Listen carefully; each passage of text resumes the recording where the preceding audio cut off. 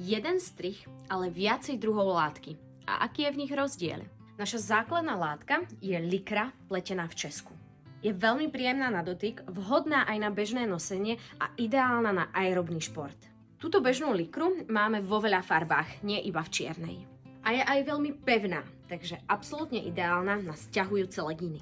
Druhá látka je látka Second Skin, ktorá je absolútne nepriesvitná. Takže s ňou ani pri tých najťažších drepoch v posilke nemusíš mať obavy. Má 3-krát väčšiu hustotu, vďaka tomu nie je len nepriehľadná, ale aj veľmi jemná na dotyk a dokonale obtiahne tvoju postavu. Taktiež je oveľa pružnejšia, no a jedna z kolegyň ju nosila až do pôrodu. A tretia je naša zateplená látka. Je to klasická likra, ale je počesaná. A to je špeciálna úprava, ktorá z vnútornej strany vytvorí myší kožišek.